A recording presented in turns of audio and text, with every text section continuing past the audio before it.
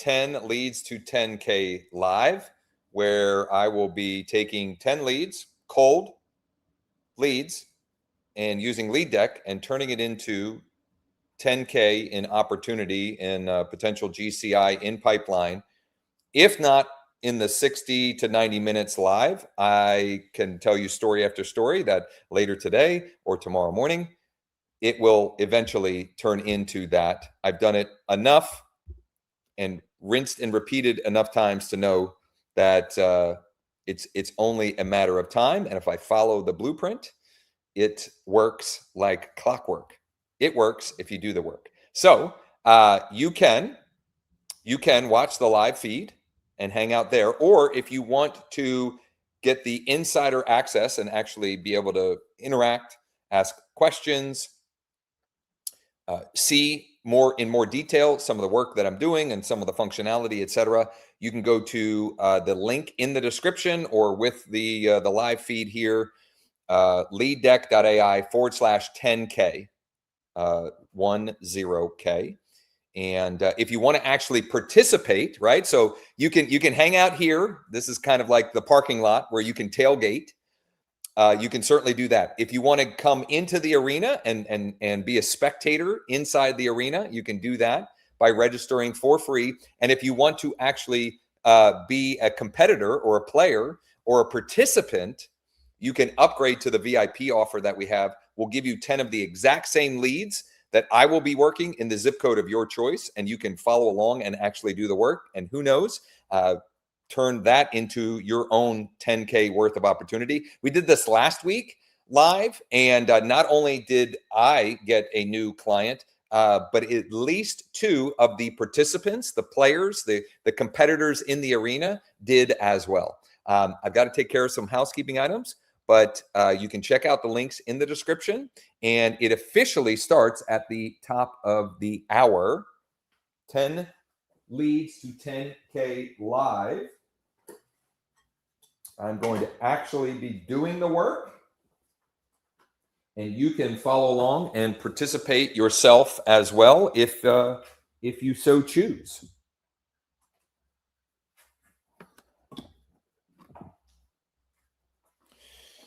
I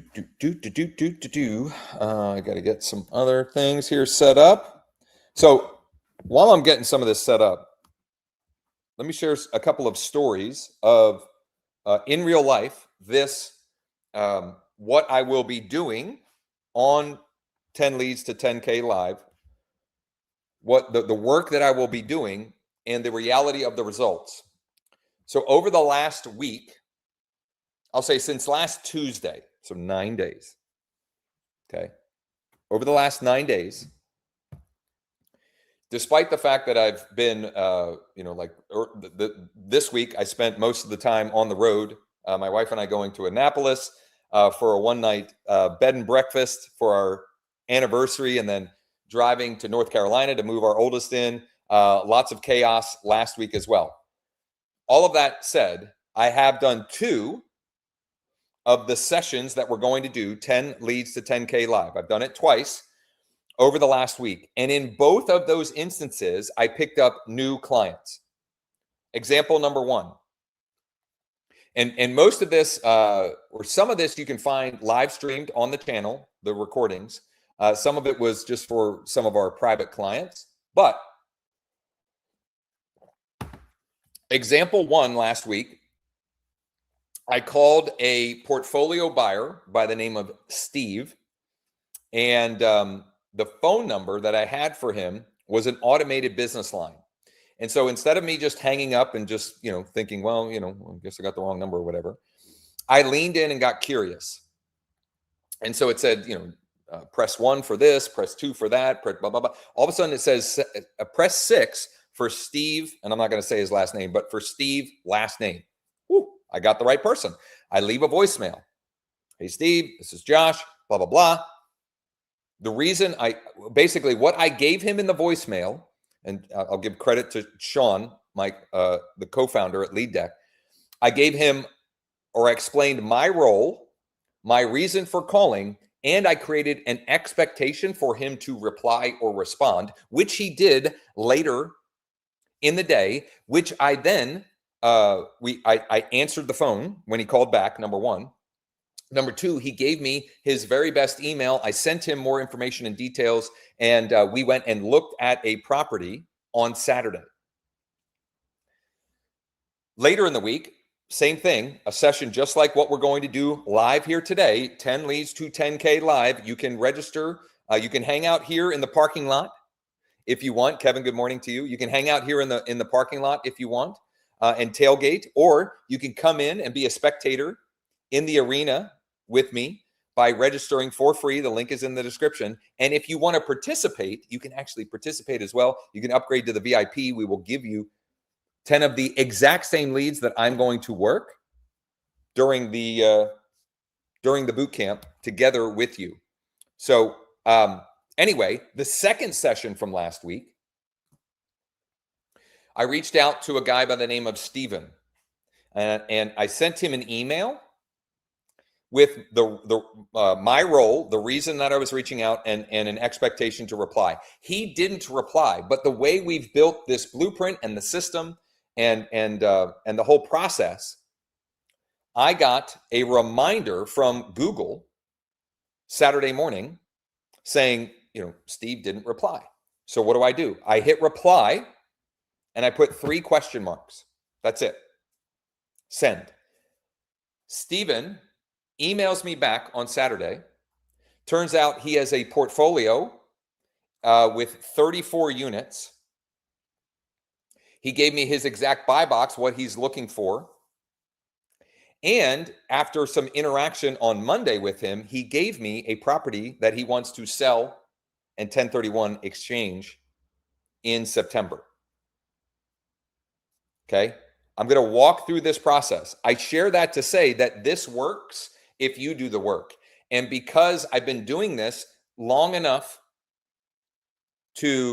I've done enough reps, I've done enough volume that I can predictably take the input, the work, with 10 of these types of leads that I'm going to walk through with you live that you can get as well, and turn them in almost every situation into a new client.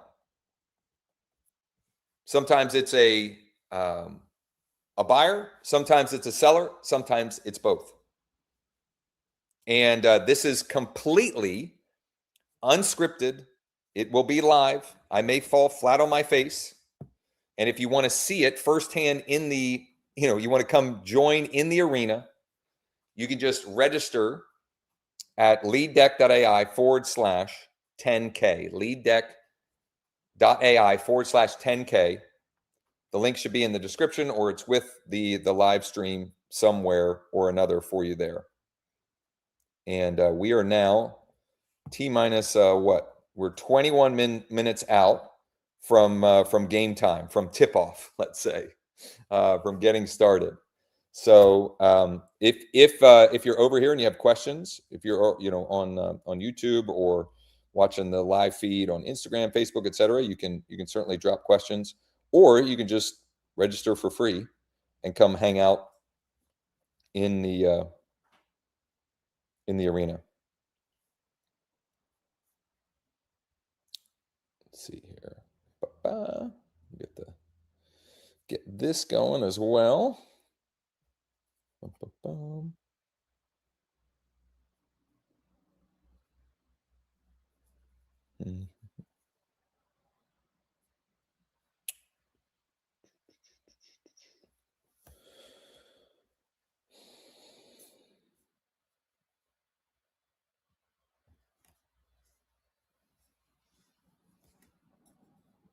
Yes, this is real estate related. This is helping real estate agents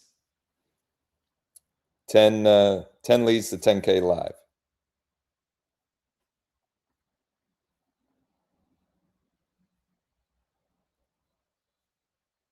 I will explain exactly who I'm reaching out to, the reason why I start there, and how this all came about, and then I will get to work on actually doing the work live.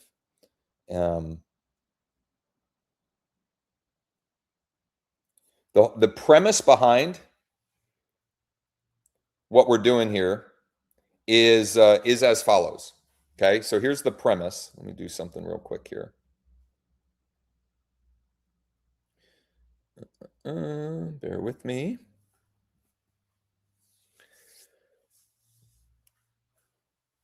So here's the premise. The idea is this. If you took me and dropped me into anywhere in America, pick a zip code, pick a city, and you told me one of my children would be napped, which I guess is what the cool kids refer to kidnapping, napped. I don't know. They would be kidnapped if I didn't put a deal under contract in 24 hours or less. The people that I'm going to reach out to live on this 10 leads to 10K live are those people. They're some of the best people for you to be talking to as a real estate agent for many reasons. And I'll explain why once we go live. Once we actually, we're going live. Once we open up the Zoom room and we actually get started. This is kind of like this is a tailgating in the parking lot, right? Using the analogy that we're using here. And so if you want to join me in the Zoom room, be a spectator in the arena and have access to the chat and see some of the more detailed things of information about these leads and how we're working them and the scripting and all of that good stuff. You can register. The link is in my bio. If you're watching on Instagram, there should be a button with the link. And if you're watching on one of the other platforms, the link is in the description. We'll open up the Zoom room in about 7 minutes. 7 minutes or so. We'll open up the Zoom room. And I see why there was confusion about what this is about, because I need to change the banner. Join 10 leads to 10K live. Register for free at LeadDeck.ai/10K. It's LeadDeck.ai/10K. Link is in the description. Boom. That should make it clearer. So my apologies for that. There we go. Now we've got the right link scrolling across the bottom there. Once again, the premise is this: take me and drop me into any market, and whatever zip code or city. What 10 people would I talk to first and foremost if I had to put a transaction, a contract together in 24 hours or less? Who would I talk to first? And that's who I'm going to actually be reaching out to live here. I will be tapping to call, tapping to text, tapping to email. And regardless of whether or not I have any luck directly in the 60 minutes or so that I will be doing that live, what I know is this: I have a mountain of evidence that when I do this work, it turns into new client opportunities. Last week, 2 examples. Number 1, on Tuesday, I call a guy named Steve. The first position phone number, the primary phone number listed for him was an automated business line. So I just listen. Tap 1 for this, tap 2 for this, whatever. It gets to tap 6 for Steve and his last name. Boom, I've got the right guy. I leave a voicemail with the role, my role, like, my role, the reason why I'm calling, and an expectation to reply. Lo and behold, Steve calls me back later in the day. He is now a client, a pocket buyer for me. And we went and looked at a property. I don't know if that will turn into a transaction, but I will do a deal with him at some point, sooner than later. Second example from last week, Steven. I email him on Wednesday. I live streamed both of these. You can find them on the Josh Shanley coaching YouTube channel. I live streamed both of these. I emailed him. He didn't reply. Saturday morning, I get a reminder from Google. Hey, you emailed Steven. He didn't reply. I hit reply. I put 3 question marks. He replies later that day, tells me his exact buy box. And after asking what we call the magic question for these folks on Monday morning, he also has a property that he will be looking to sell in September. One conversation by email. I now have his exact buy box. He's actually looking at an off-market multifamily property that fits his buy box. And I will be presenting him with preliminary offer options for the property that he gave me. All of this is just following our 3-step blueprint. So we believe in the fisherman's mindset, the fisherman's mentality to real estate, and that we're just playing a game. And the 3 steps are, number 1, we start with buyers, because buyers, without buyers, let's say it this way, without buyers, no one gets compensated. The listing agent, buyer's agent, the person selling the property, they don't get paid if we don't have someone that's bringing the money to the table. So we start there. And using the fisherman mentality, we build our buyer tackle box with 3 different compartments: pocket buyers, portfolio buyers, and institutional buyers. Step 2 is, once we pick the bait that we want to use, what lure we're going to put on the fishing rod, we need to figure out, what pond am I going to go fishing in?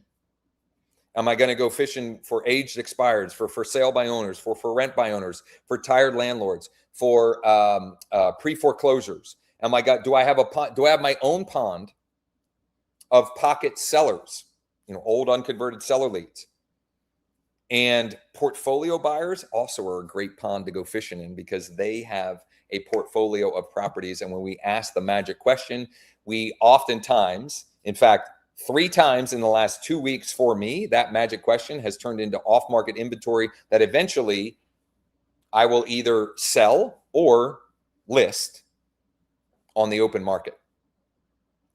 In fact, I have 4 properties currently pending under contract, with a 5th that we will have pending. We'll get listed and get multiple offers pretty quickly on in a week or 2. That came from this audience and the people that we focus on. If we need to get contracts, get clients as quickly as possible. And that's what we're going to unpack on the 10 Leads to 10K live boot camp. You can register for free. The link is in my bio on TikTok, on Instagram. It's with the video feed. It's in the description if you're watching someplace else. You can hang out. You can hang out and tailgate in the parking lot if you want to stay here and listen in. But if you want to be able to see my screen and interact with the chat, you have to come register. It's free, 100% free. LeadDeck.ai/10K. And if you want to actually actively participate, you can take the VIP upgrade, and we'll get you set up and ready to actually do it alongside me with 10 of these leads in the zip code of your choice. It's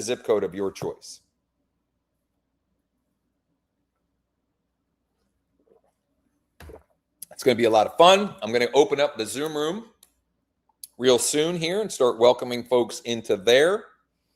And again, you can hang out here and you'll be able to listen and see me. But if you want to actually see my screen share and engage in the chat, and a more sort of behind the scenes or behind the curtain view of what we're doing, just register for free. You'll get an email with the Zoom link instantly. And if you want to actively participate on the thank you page, you can choose to do that. Totally optional. But who knows? You might be able to put 10K into your pipeline in the next 60, 75, 90 minutes or so. All right. I am going to go ahead and open up. I'm going to go ahead and open up the Zoom room. Start welcoming folks in there right now. Oh, look at this. We've got a lot more participants who are signed up. So it should be a ton of fun. I'm going to be honest and transparent here. One of the things I love most about doing these is I get business. So, I mean, why would I not?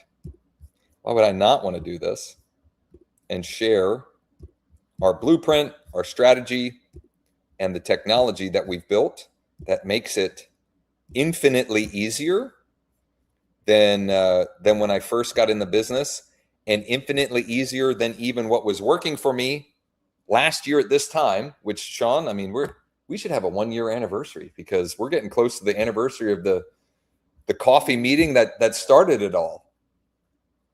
We're not going to Annapolis, just for the record. Nice area, but you know. Let's see here. Computer audio. Okay. Boom, boom, boom. Recording in progress. Oh, look at that. Look at that. We got people in the waiting room. Love it. Love it. Ba, ba, ba.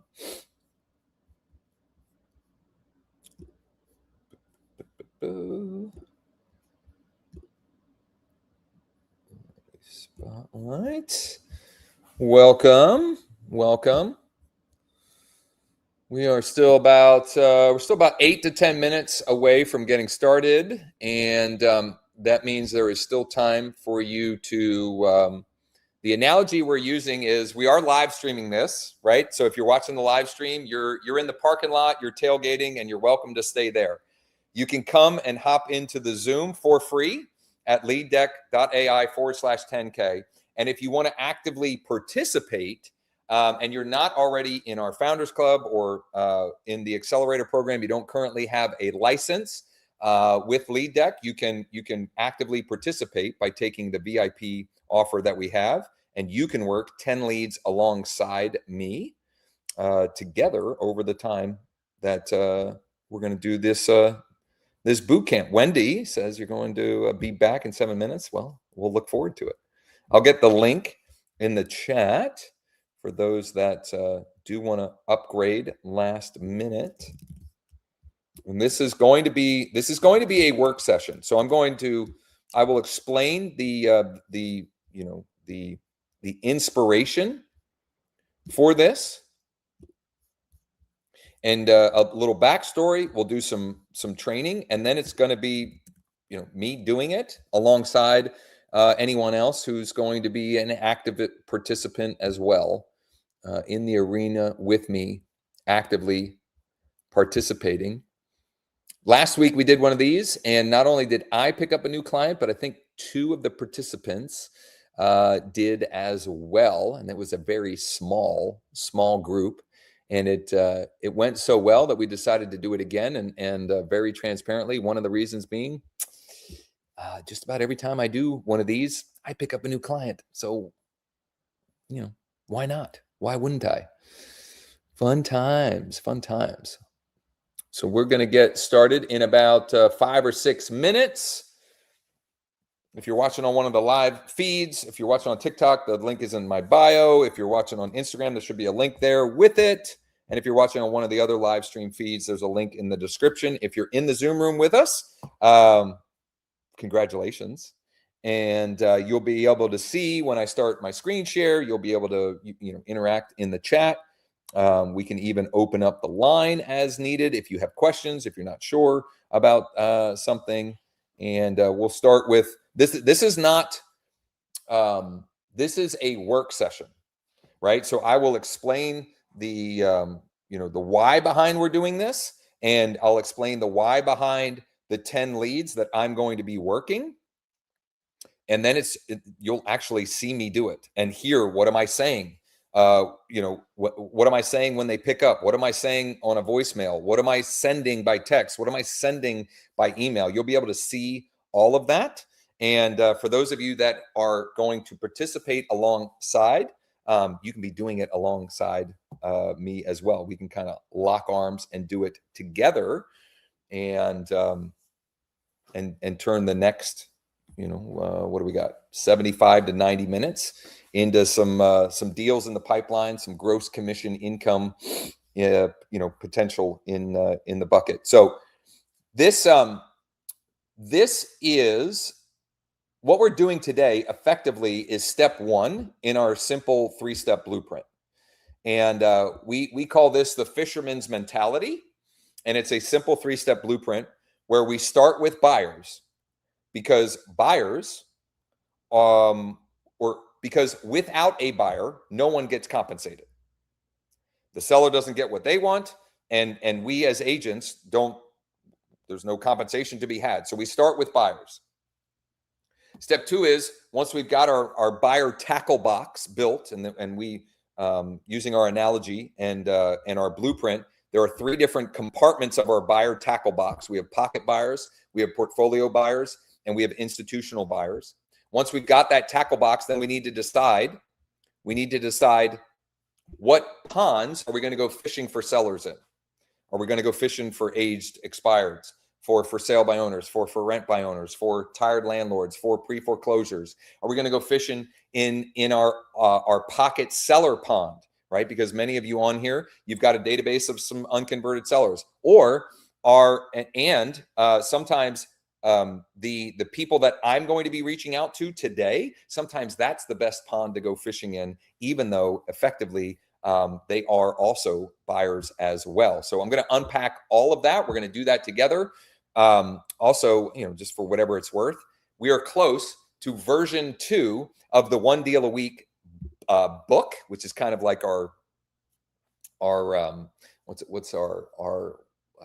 a manifesto, our 1 Deal a Week manifesto. We reworked it from the original version because I think the process that we have laid out now is easier to follow and understand, and the logic behind it makes a lot more sense, and it's easy for people to pick up and run with and get started immediately, because all of you in this business, there is you have some amount of assets that you can use to get started and to just initiate the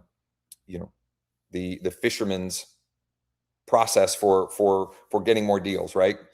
We talk about there's really only 3 ways that you can get more clients as a real estate agent: as a shepherd, as a farmer, and as a fisherman. And I love getting business as a shepherd and a farmer, and I get business as a shepherd or a farmer. But when I was relying only on those 2 sources, that's where I was still in the feast and famine cycle. And when I started incorporating this fisherman's mentality and the 3-step process, is when things really started to take off for me again in my business. And the consistent pipeline has been there since this past fall in doing that and following along. If you are a current LeadDeck user or you took the VIP upgrade, right now would be a great time to make sure that you are logged in to LeadDeck on your phone. Logged into LeadDeck on your phone, because that is, if you're going to participate along with me, you're going to want to be logged into LeadDeck on your phone. I would also recommend that you are logged in on your laptop or desktop, because from a workflow perspective, that is best practice. So you can kind of not lose track of who it is you're reaching out to and why you're reaching out, and just some other details and information that might be useful for you. I'm going to keep bringing and welcoming on folks. We're going to do a brief intro, and then we're going to get into actually doing the work as quickly as possible, because I think the demonstration of what that looks like is the clearest way to paint the picture of how quickly and easily you can actually get yourself into conversation with people that turn into connections that then turn into contracts, closings, and compensation for you. So once again, this is a working session. If you're one of our Founders Club members, or you're in our accelerator program and you intend to work alongside me, as when we get to that portion, I would make sure that you are logged into LeadDeck on your phone and on your laptop or desktop. It is a web app. Okay, so you just, whatever your preferred web browser is on your phone. For me, I've got an iPhone, so it's Safari. I'm just logged in on there. Let me pull it up as well. We'll do a proper intro here in a minute or two. I will I will walk through the thought process and what inspired this, and then we're just going to get to work. We're just going to get to work. There is still time. If you're the analogy that we're using for this is if you're watching on one of the live feeds on TikTok, Instagram, Facebook, YouTube, etc., you're kind of in the parking lot and you're tailgating, which is fine, and you can stay there. Lots of people do, right? We love going to Penn State football games. There are people that just go and tailgate and they watch the game from the tailgate. It's totally fine. If you want to be a spectator in the arena, you can register for free at leaddeck.ai/10K. The link should be in the bio, or there's a link that you can tap on Instagram, or it's in the description. And if you want to actively participate, right? If you want to actively participate alongside me, you can take the VIP upgrade and actually play along with me as I do 10 leads to 10K live. Okay, we're at 12:02. I'm gonna keep monitoring and allowing folks in as those requests come in, but I want to get moving here and get going so we can actually make good on the promise here. So the inspiration for this is as follows. If you dropped me into anywhere in the United States, any city or zip code in the United States, and you said, you've got 24 hours to get a contract on the board, or some bad people are going to steal one of your kids. The people that I'm going to reach out to live here are the people that I would start with and are the fastest. It is the fastest path to a potential contract. And I'll unpack why. So those of you more analytical, you can understand logically why. And I'll also weave in stories. For example, last week, from sessions just like this, I did 2 of them because it's summertime and I've got 4 kids and things are crazy. So my time blocks are a little bit all over the place. But I did 2 of these. And in those sessions, I picked up 2 new clients.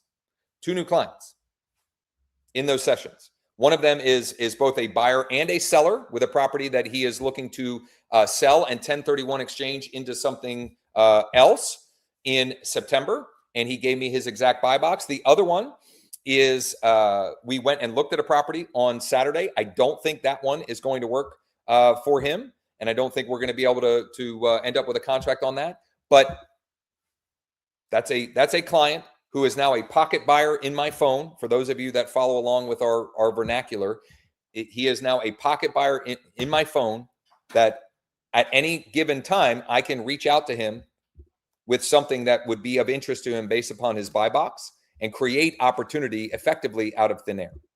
So I'm going to drop in the chat one more time for those of you that want to kind of play along and participate. And then I need to go and build the audience of 10 people that I'm going to reach out to. And I didn't do any of this because I wanted to demonstrate, literally, I am starting from scratch. I'm not going to use any existing assets other than the skill that I have cultivated by doing this work for weeks and months and over and over and over, which there is no shortcut to that. You just have to do the work. If you want to get better at anything, you just have to do the work. And the older I get, the more apparent that is. That you can get good at anything if you just put in enough reps. My wife and I, on Monday, we went and stayed at a bed and breakfast in Annapolis for our anniversary. And then we drove right from there to North Carolina to move my oldest son in for the fall at Campbell University, where he is playing baseball. And looking back at, like, he was good at a young age at baseball. And I knew, like, there was something there. And yet he would not be where he is at, with even greater potential, if he wasn't committed to reps after reps after reps. He has taken literally hundreds of thousands of swings at this point. And there's no shortcut to that. You just got to put in the work. Now, the process that I'm going to outline and the people that I'm reaching out to is a way for you to shortcut your path to success. So I'm going to give you who to talk to, I'm going to give you what to say, and I'm going to give you how to do it in a way that is both effective and efficient. In other words, how you can get the most output from the least amount of input. And though I work hard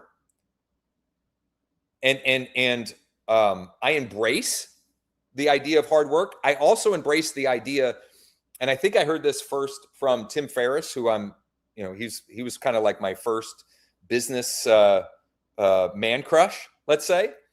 I have a new one now, but I still love Tim. Is minimum effective dose. Minimum effective dose. Meaning, what is the minimum, if I want to lose weight, what is the minimum effective dose for losing that weight? If I want to get stronger, what's the minimum effective dose for getting stronger? If I want to consistently start doing one deal a week, what's the minimum effective dose for me to have enough conversations, for me to get enough contracts or potential contracts to do a deal a week? And that's like the frame that this is from. And for me, the minimum effective dose is, I know from doing this work that starting from scratch, if I do 4 days a week, 1 hour, okay, so 4 hours a week, 4 blocks of 1 hour a week, quickly that compounds into that one deal a week opportunity. And here's also the good news. Like, once you've done it enough and you've worked your muscles strong enough, you've done enough reps and volume, at this point for me, I don't even need 4 a week, right? But like, if you want to guarantee that, that's a good starting point.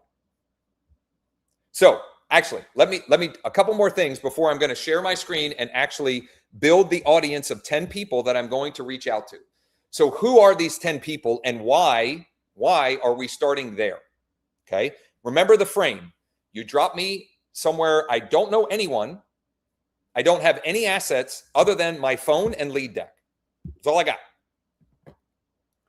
Who am I going to talk to?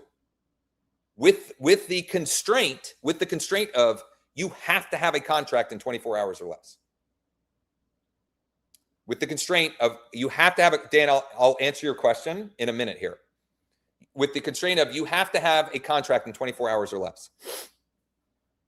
I'm going to start with portfolio buyers. What does that mean? Okay. What does that mean? For us, the way we define them in LeadDeck is these are people that have a portfolio of at least 5 properties and have bought at least one of those 5 in the last 3 years. Why do I start there?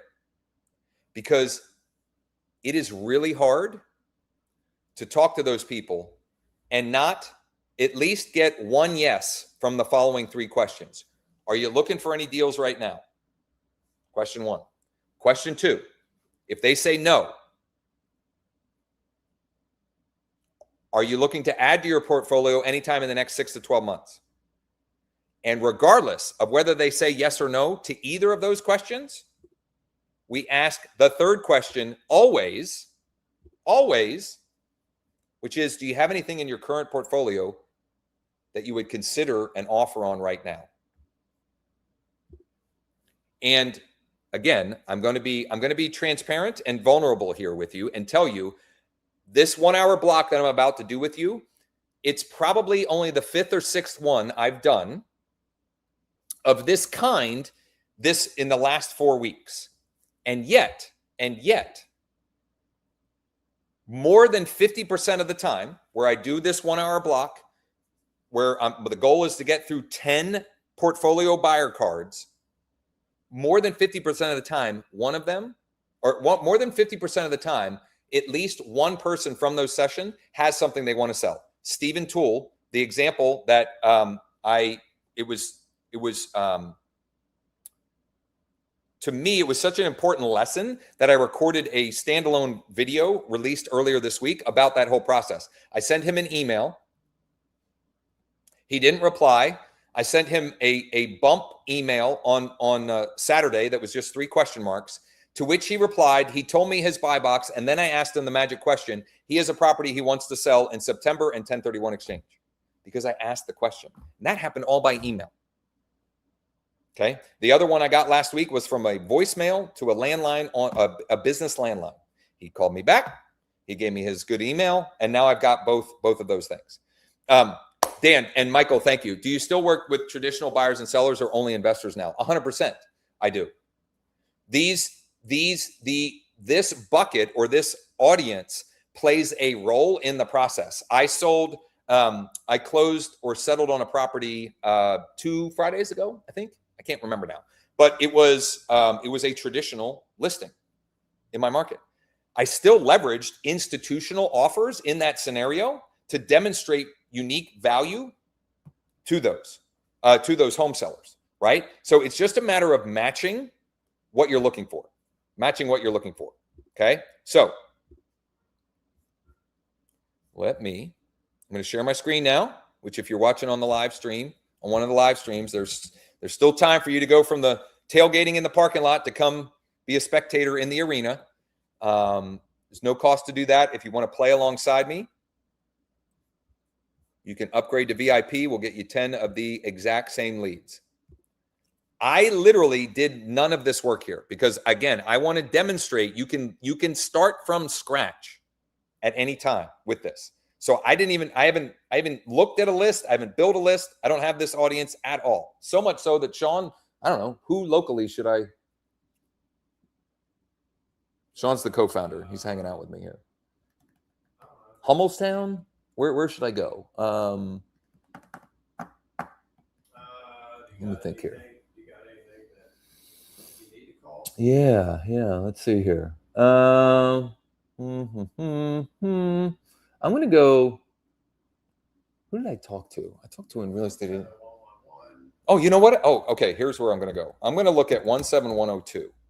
17102. Why did I pick that? Because Steven, the property he gave me that he wants to sell is a rental property that he owns in 17102.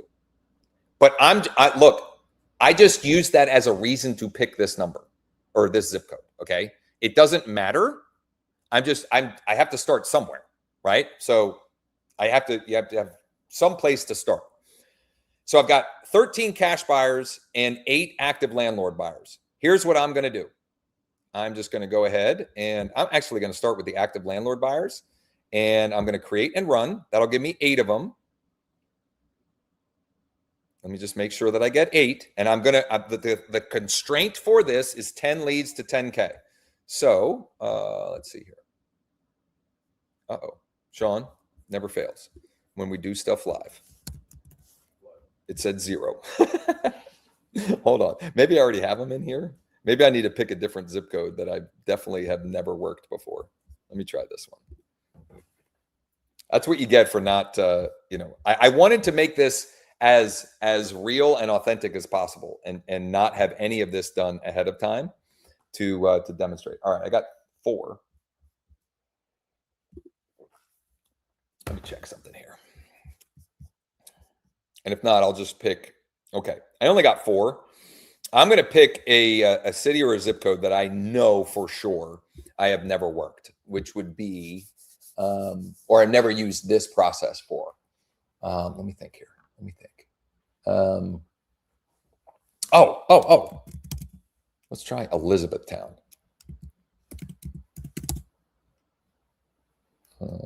So first step is really just picking the buyers right now, right? We start with buyers because they bring the money. Gotcha. Yep. We just need to pick a zip code where we think investors might be looking. No. Well, I mean, you could, but just pick a zip code. But here's the best place. If you don't know where to start, pick a zip code where you would be excited to do transactions in. Got it. Okay. Yeah. And that could be your personal zip code. It could be an area that you've identified as a growth opportunity. It could be an area where you know the turnover rate is high. Whatever logic you want to use, we have to start with some constraint. And the problem for me on this one is I actually do a lot of this work, and I wanted to start literally from scratch to demonstrate that you don't have to,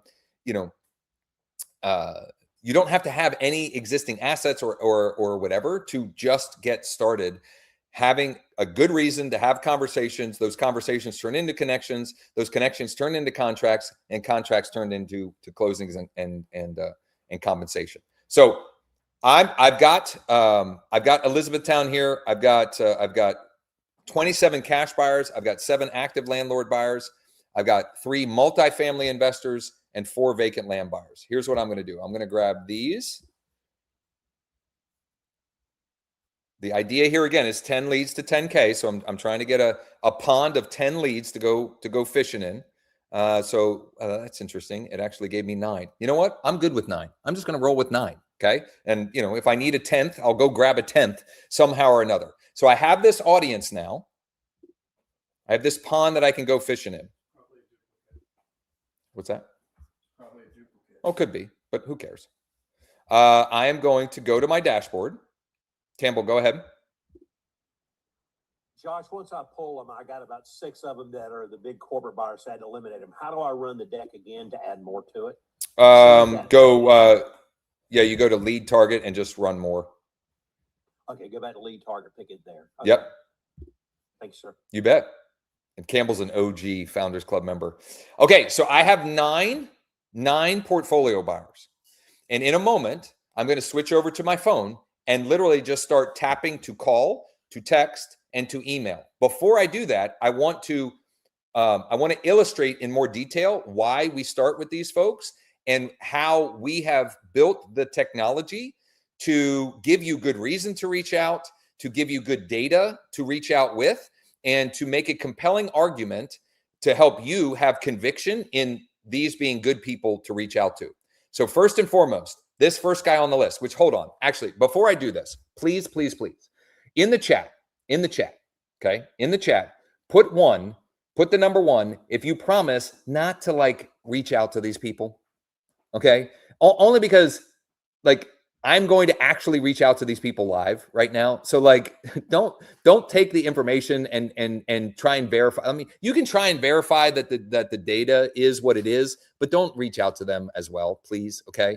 I'm doing this to try and demonstrate how easy this business can be when you have a good process and good reasons to have conversations, which is the one thing that you need more of if you want more contracts, closings, and to increase your GCI. Okay. So nobody bother these people or share their information, et cetera, et cetera. Okay. So the first one on the list here, what is this green thing that says 12 properties?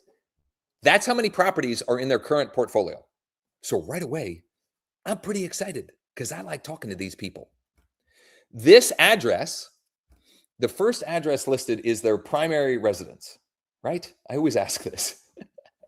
The address at the top is their mailing address. It's the mailing yes. address. Okay. So that is the mailing address, which in most cases means that's their primary residence because that's where their tax bill is being mailed to. Okay. I don't do anything with this address, which is why I often forget what it means. It doesn't really matter. I don't care. I know that this data is good enough and this process is good enough that I just go get what I need and I get to work. I don't even think about it. Right. It gives you a better indication if they're local or what's going on. Okay. Now, I have easy ways, which these are buttons that I will tap on my phone once I switch over to actually work this card. So I'm going to work through what's in here, and then I'm going to actually do the work. Okay. So you can tap to call, tap to text, tap to email on your phone, Okay. Because that's, look, this thing in our business, this thing equals money. Okay. But you got to use it. Okay. We've got scripts. Okay. Looks like you're a pretty active investor in blank area. Looking for any deals right now? If no, blah, blah, blah. We take you through. And then here's the man. Are there any properties in your portfolio that you might consider an offer on right now? That's the magic question. Okay. Then we've got phone numbers. We've got emails. We've got a breakdown of their portfolio. If I open up the property snapshot, this is the last property they purchased. This might be their primary residence, actually, and they just didn't switch the mailing address, but who cares? We can enhance the skip trace, which goes and finds more phone numbers and more emails, etc. And then some of the functionality I'll actually walk through as I do this work. Now, some of you are thinking, oh, This number's on the DNC. What do I do? What do I do? Well, we have recently released an enhancement that solves or attempts to solve this problem, because all things would indicate this is the best number for, what's his name? Stephen or Scott. I don't know what he goes by, but we'll figure it out. All indications are that this is the best number, but it's on the DNC. So I can tap or click this icon, and it will Google search to see, do I have a legitimate reason to reach out to this person? And lo and behold, I sure do, because it looks like he's an insurance agent, and he is actively marketing that phone number as the best number for him to reach him. So in that instance, and I'm telling you, this is what I do. You have to decide for yourself. This is not legal advice. I'm not an attorney, and I don't play one on Zoom, okay? But for me, that's all I need to justify. Not only is he an attorney, according to what I can see here, I'm sorry, an insurance agent, according to what I can see here, but he's also got his number being marketed for a vacant apartment. So I've got the ammunition to feel comfortable and confident in reaching out to this person by cell phone. If not, the second position number is a mobile number as well. Could be a good number for him. I don't know. Then we've got landlines, and we've got these emails. And so I'm going to walk through the flow that I follow in this process, which is I call first. If I don't get an answer, I leave a voicemail. I then text, and I email. All of it before I move to the next card. Before. I don't move on until I have squeezed out as much as I can from this one. Because one good conversation in our business can be very profitable. It just takes one.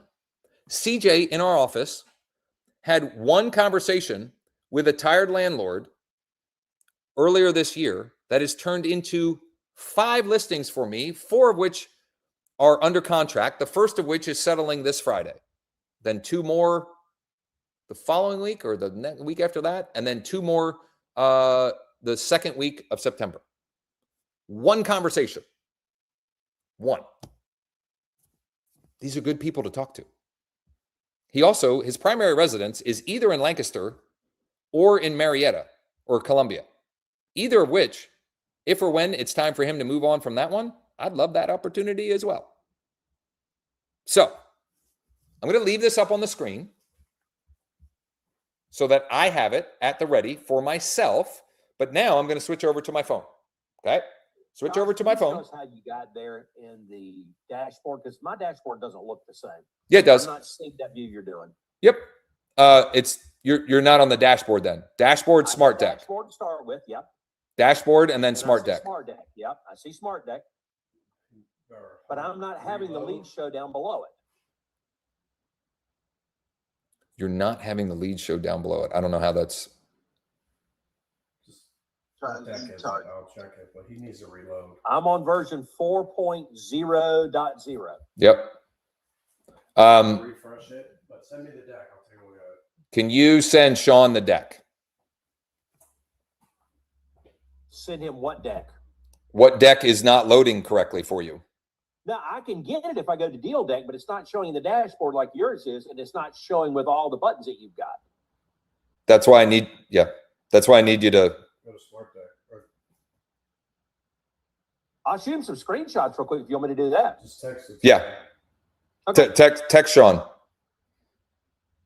And just quickly, just so we remove all the encouragement, we click on Deal Deck. We click on, we type. You do not click on Deal Deck. You're on the dashboard. Okay, dashboard, Yep. and we type in a zip to find our. Well, wait, hold on. Who's talking? Dan Dan who? Navarro. Okay. Do you have a deck already? Yeah, I do, but I'm just wondering, like, what if I wanted to pick a different zip code? Like, how Yeah. do I So go to lead target, put the zip code in, go to lead target. click sellers No, hit buyers. and then put my, okay. Yep. And then work it from the dashboard. Yep. And then we're going to work it from the dashboard, specifically the Smart Deck. Gotcha. Yep. So, Stephen,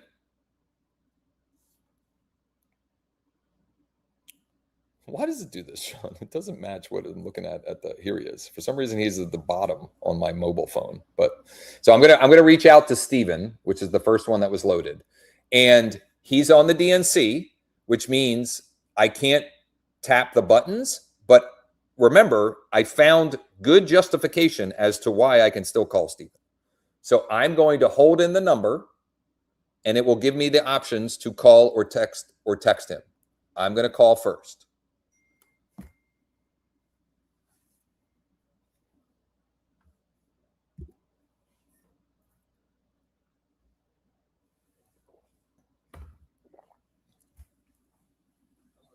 Hey, is that Stephen? Yep, Stephen, it's Josh with eXp Realty. I was calling because it looks like you're a pretty active investor in the Lancaster, Columbia, E-Town area, and I was just curious if you're looking for any deals right now. Yep. What kind of deals typically do you? Yeah, I mean, I've got a couple of things in the pipeline. I've got a single family, semi-detached, and then some multifamily that I've been working on. Is there something in particular that you tend to focus on? Oh, interesting. Okay. Okay. Love it. I'm just taking notes here.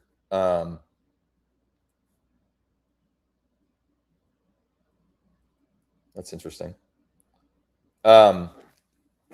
What sort of price range are you thinking on that kind of deal? Okay. And you're doing the conversion yourself, like you have your own crews, or? Okay. Well, I certainly can keep you in mind on anything like that. Is that the only thing you would take a look at right now, or are you open to other stuff?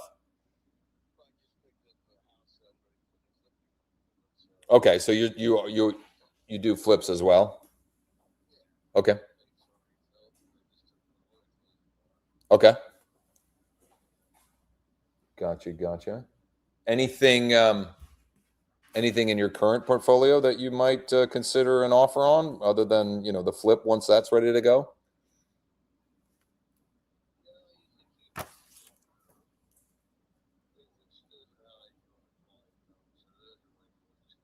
Yeah. Okay.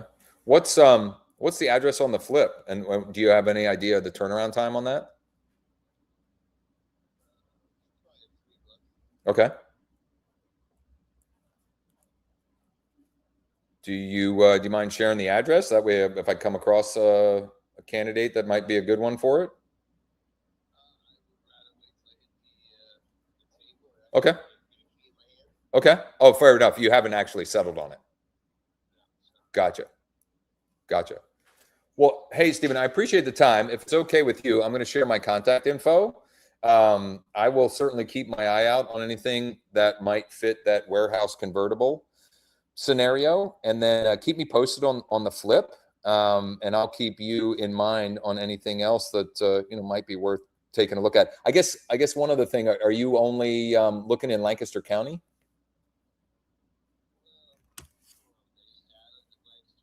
Yeah.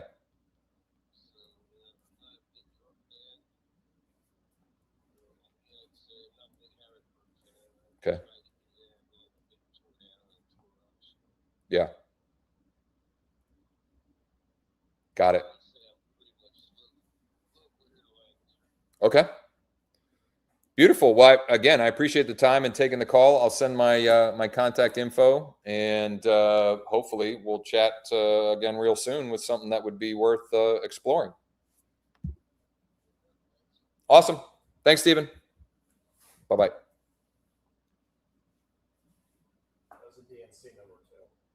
He was on the DNC. Answers the phone. I'll be honest, it was my first of that kind of call today. I mean, I guess I talked to a property owner earlier, but like I'm not in flow in state, right? You saw like that was far from a perfectly scripted conversation. I forgot to ask this, that, and the other thing. And yet I have a crap ton of information and details about this guy. And I have evidence that he can perform. In other words, he's not someone like many of you are getting these messages where you get a text and says, do you have any off-market deals right now? And I'm not opposed to, having those kind of conversations and engagements, etc. But I know that this guy can perform. He's buying a property this week that he didn't want to give me the address yet because he hadn't actually settled on, but he's buying a property this week to do a flip. And he's got a crew to do a flip. Okay. So while he's doing that one, he doesn't want to do another one. However, he told me he's looking at warehouses that he convert into apartments, which for me, okay, I like to think about this as, or here's a way to think about this, okay, using the fishing analogy. It's pretty easy to catch bluegills and bass and so forth, right? If you've got a good pond, it's not that hard to catch them. It's a lot harder to catch marlin, okay, right? Like you got to go in deeper waters. You got to do, you got to have somebody that knows, you got to have a guide, at least if you're me, to help with that, okay? Trying to find him a warehouse that he can convert into apartments, it's a more difficult bet. And yet, I'm going to make note, and I'll show you exactly what I do with this guy's information when this happens, okay? Because I mean, I want to close the loop on all of you. And honestly, we could just call it a day, but we're not going to, okay? Stephanie asked, will he buy in Texas? No, he's really only looking in Lancaster County or like the surrounding areas. I lost my train of thought. I now have someone that when I come across something that is what he described, which by the way, CJ just walked in. CJ was I mentioned his story earlier. He also has introduced me to a guy named Tony, who if anybody has a warehouse that convert into apartments, it's Tony. So I'm going to call him this afternoon to see if I can find what Steven was looking for. Okay. Number one. Number two, he did tell me he'll look at other deals as well in the Lancaster area.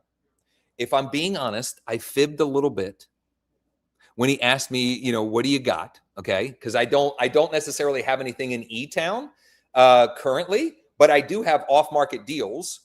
That is oh, sweet, Richard. Yeah, I'll connect with you after. Sorry, I got distracted by the chat. I do have off-market deals. So it wasn't a complete lie. I didn't have anything in E-Town. And the reason that he showed up on the list is because he's an active portfolio buyer and at least one of his properties in his portfolio is in E-Town. Okay. Thank you for the recommendations. I will definitely connect with Dusty on that. So what do I do now? Well, I told him I was going to share my contact info. So I'm going to tap here. And I'm going to copy the number. And this, I'm sharing what my flow is, like my workflow for this. So I'm going to go to my contacts and I'm going to pull up my contact card. Okay.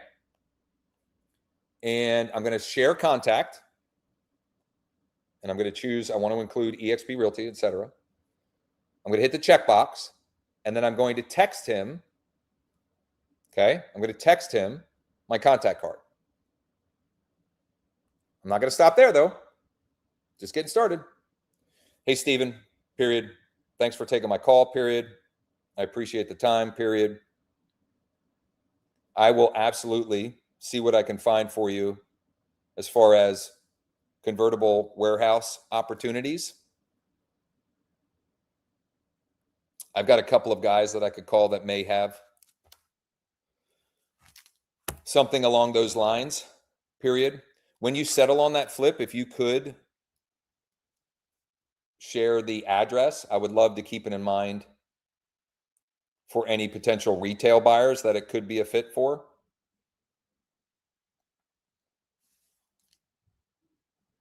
Thanks again, period. Have a great weekend, exclamation point. Now, if I wasn't live streaming and I hadn't already committed to the 10 leads to 10K, I would literally call Tony next. Instead, I'm going to call Tony when the live stream's over. And Tony is a commercial guy that I know in the area that has these kind of opportunities. And here's what I want to have happen. Okay. What I want to have happen is I want to have some reason to get back to Steven later today or tomorrow morning. Even so, best case scenario is Tony has something legitimate for me to share with Steven and for him to take a look at and maybe even start underwriting to see if it would make sense. Worst case scenario, I get back to him and say, hey, I talked to a couple of folks, nothing available or in the pipeline right this second. But again, you're going to be at the top of my list if or when that time comes. Okay. Now, Chris, I think asked a great question. I didn't read it yet, but I'll answer your question in a second. I'm sure it's a great question because I know Chris very well. What else am I going to do? Okay. What else do I do in here before I move on? Number one, I hit the heart button. What does that do? That favorites him for me in LeadDeck. That way, I want to have as many, what's the word I'm looking for? Like insurances in place so that 3 months from now, when somebody brings me a warehouse that is a potential conversion to an apartment building, that I don't forget Steven. So what does that look like for me? I save him I make note of it in LeadDeck itself. I create a contact card on my phone, which I'll do in a second. And I push him to my CRM because I want to have layers upon layers of insurance against me not being able to find Steven when the time is right. So already the first call, I graduated someone from portfolio buyer to pocket buyer. And let's be honest, some of that was luck. If I'm being honest, it doesn't always work that way. Okay. But if you do it enough, if you play the game, like, what's the definition? Luck is where skill meets opportunity or something like that, right? Like if you do the stuff enough. Preparedness meet opportunity. There you go. Thank you. I knew I was screwing it up, but so what else am I going to do? Okay. Now watch this. Actually, I'm bouncing all over the place. I talked about the fact that you can tap if you tap this, that opens up the Google search. Okay. What I didn't do when I was sharing that is mention that the globe button, if you hit the globe icon, that will do a Google search by his name and mailing address. So it's just more ways to find or justify that. How do we set reminders to follow up? Alex, I'm gonna address that. You can actually do that in here, okay, the bell. But I would also, I'll just say what my workflow is. I would say, hey Siri, remind me to get back to Steven Landis Monday morning at 10 a.m.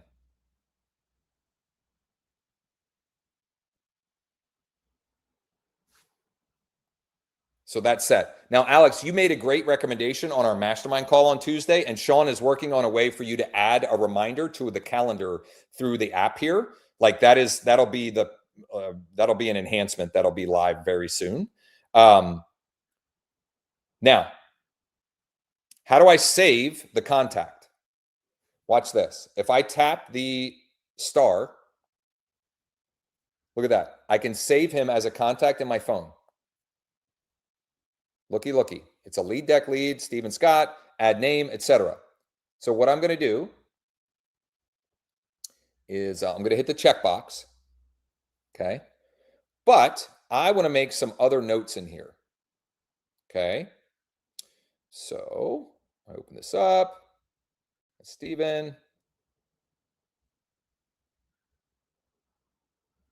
My phone's being glitchy. Hold on.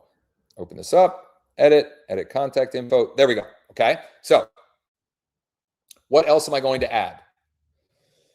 Investor, developer, fix and flipper, long-term hold, Lancaster County, convertible warehouses into apartments.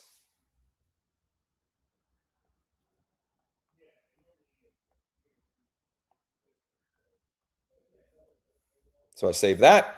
That way, I have all of those notes so that when I go to my contacts and I'm thinking, who's the guy that was the warehouse, that wanted to do the warehouse convertible, I can search warehouse and voila, warehouse. Bingo. Right there. What else can I do?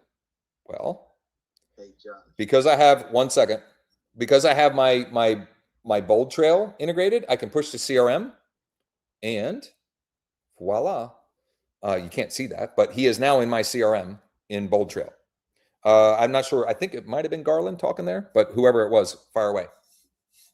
Yeah, Josh, I just noticed that you saved him in your contacts with the wrong last name.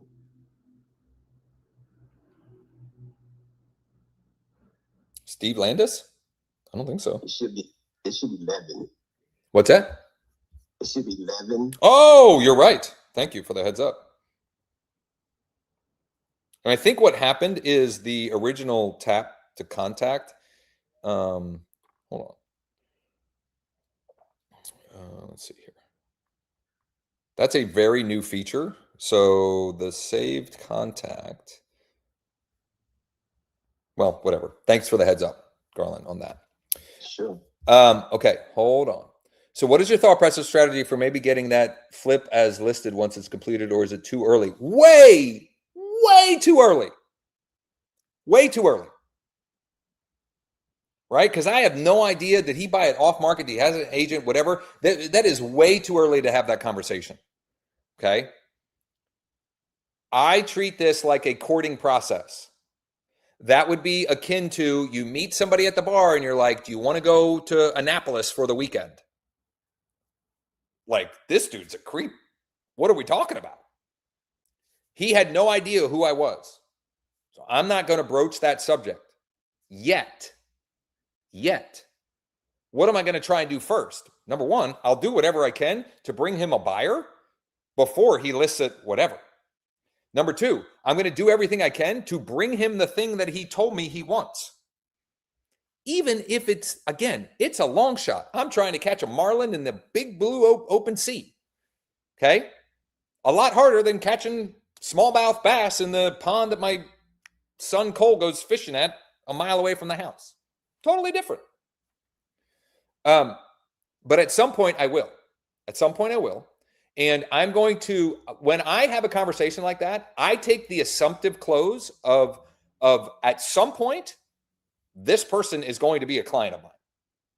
Because I'm either going to go find the thing he told me he wants, or I'm going to document and demonstrate the fact that I am looking for that thing for him. And when he decides he's got something in his current portfolio that he might consider selling, he'll give me that information. I'll use that as bait and a reason to reach out, and I'll just play the game. It's just playing the game. Like, I am playing an infinite game. I love playing the game. It's fun. And if you just keep playing long enough, you win. Properly segmenting in bold trail. Let's hit on that at the end, because properly is like, that's there's lots of different ways that you can do it. But for me, what that means, I'll answer that question real quick. I mark him as an active lead. I put his primary address, his primary residence address as the address. And then for me, I also set him up with market report based upon the zip code that it's listed as his primary address, and all of that good stuff. So does that make sense? And should I keep moving on, or when I push do the import? Yes, the notes should be importing into Mold Trail. Now, I didn't make any notes on that, but I should have. I should have made notes and then pushed it. Workflow, whatever. I got excited, if I'm being honest, right? But what I should have done is made notes in LeadDeck before I created the contact, before I pushed to CRM, etc. And what that would look like is as follows. Okay, so I'm back in his card, on his card. I go add note. I don't like to text. I don't like the type, I guess because I'm getting old. I don't know. But I got this purple microphone. Spoke with Steven, period. He is looking for warehouses to convert into apartments. Primarily interested in Lancaster County. Does not like or is not a big fan of York or Harrisburg areas. He is closing on a property that he's going to do a flip on this week. And he, generally speaking, is more of a long-term investor, but will do 3 to 4 flips per year. I hit stop. It's transcribing. The notes are there. I hit save note. Now, if I had done that first when I had pushed, that would have come through on the contact card and on the CRM. Again, I got a little excited. Don't shoot me. And then when I refresh, this little note icon will be lit up, which means it'll indicate that there is a note on that card. For now, however, I have done just about everything. Actually, I'm going to do one more thing here. I'm being honest. Okay, hold on, because I want to show, like, fully unpack what I do here. And this is, if you're in our accelerator program, for example, this is part of our done for you setup. Is I now have a contact in my bold trail. I have him. Did he not push in? Maybe I got to check my integration. Well, that's funny. Hold on. Let me push again. I'm going to hit the push. Well, worst case scenario, I'm going to manually add him to my CRM. And then we have set up, and again, we're doing this for people in our accelerator program, where if I add a hashtag, it adds him to my direct mail. I send a monthly market update postcard by direct mail to people like people in my sphere of influence, past clients, etc. And when I have a conversation with someone like this, I take that assumptive close, and I just want to keep reminding this person that I exist and that I can help with his needs whenever they may be, which is very much a farming, shepherding activity. But again, I like that activity. I just don't rely only on getting business that way. All right.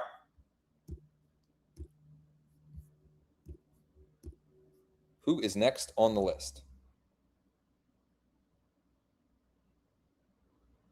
For some reason, I'll have to figure out with Sean why this happens, but for some reason, the order doesn't match.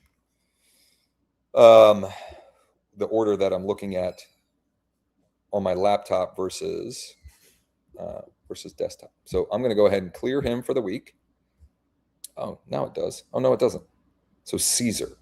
Where's Caesar? And Josh, here's something he needs to update also. When we go through the deck and we hide those leads, they should not show up in the dashboard when we're trying to run them if we've already hidden them. You've hidden them or deleted them? I've hidden them. Specifically, these are the ones I've talked to you about before. Yeah. Guys out of Texas with 6,000 homes. Yeah, I'll get with him on that. You can work. Yep. I'll remind him of that. Okay, next one, Caesar.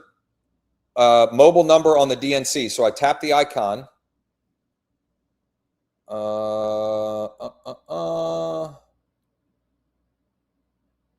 And this is good, actually.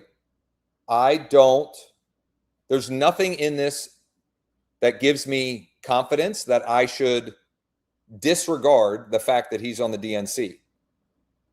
So I'm going to honor the fact that he's on the DNC in this instance here. And where'd he go? Hold on. There it is. I got too many tabs open on my phone. Okay. So I'm going to go back here. Mobile number on the DNC. And I don't feel confident in reaching out to that. And the first number listed, there is a landline that's not on the DNC, but it's down on the list. So my guess is it's going to be disconnected. Maybe not. It is, as I thought. And it's actually, yeah, it's listed as a, wait a minute. Yeah. It's listed as a hidden number.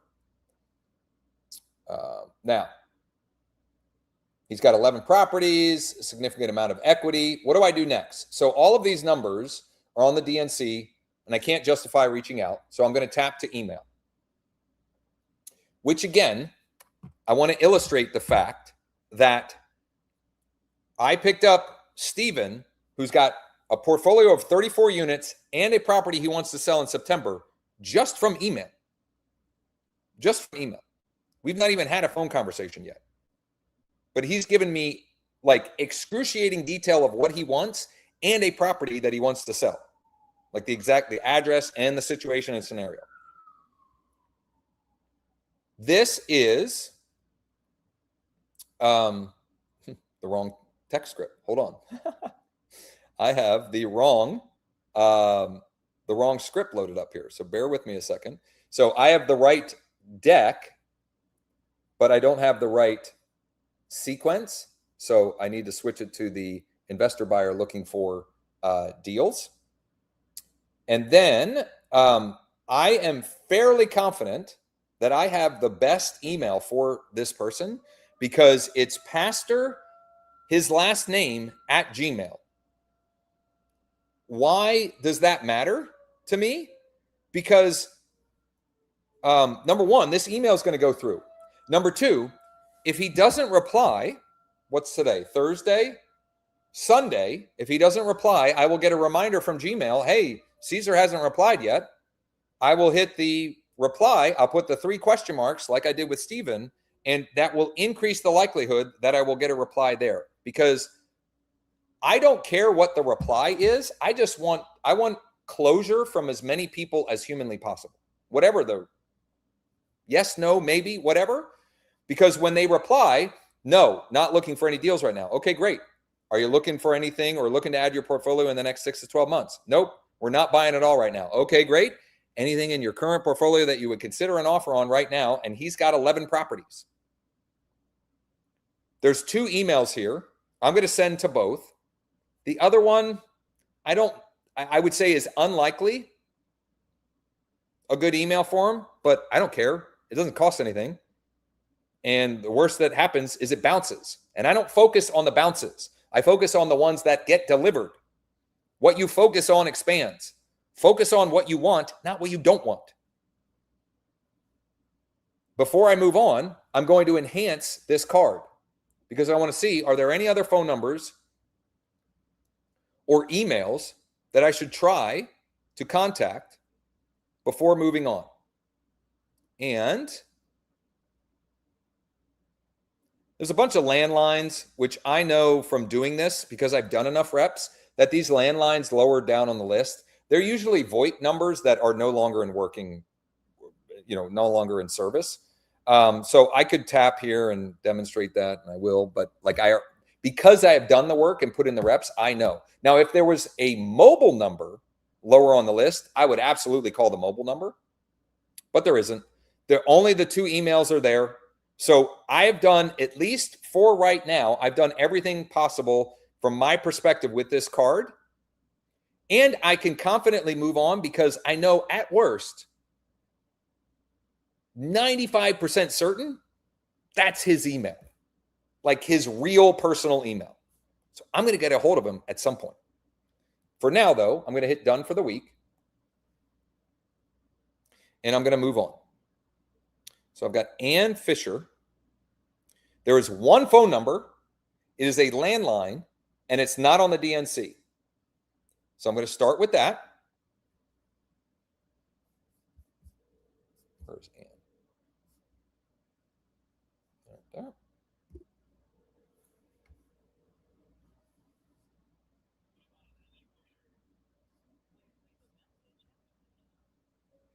Yeah, hi. I was trying to reach Annie. My name is Josh with eXp Realty. I'm calling because it looks like she's a pretty active investor in the Lancaster County, E-Town area, and I was just curious if she is looking for any deals right now.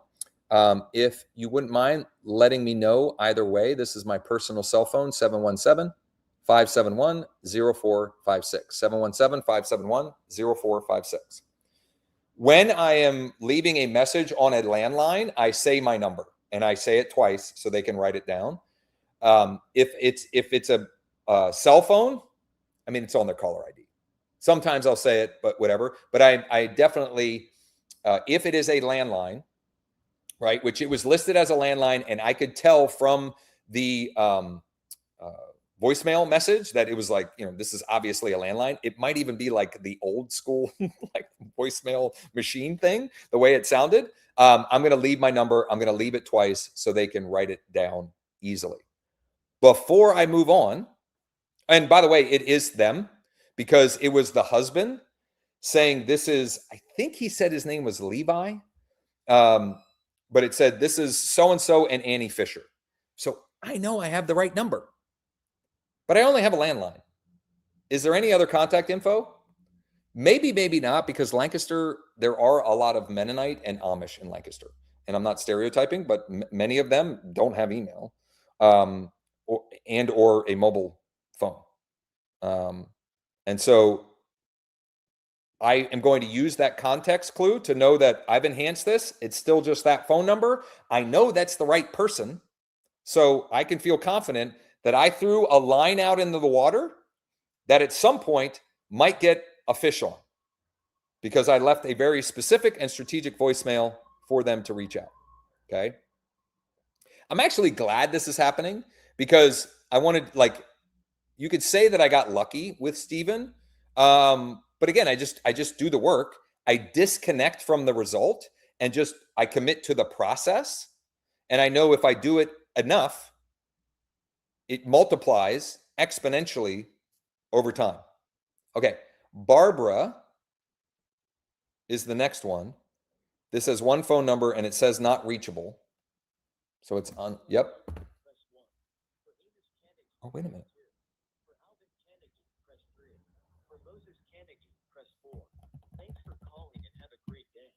Hold on.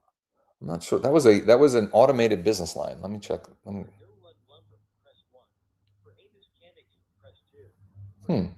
I wonder if she works there. I didn't get any of the none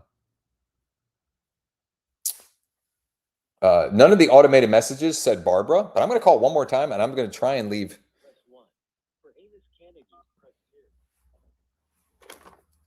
I'm doing this so I can illustrate something.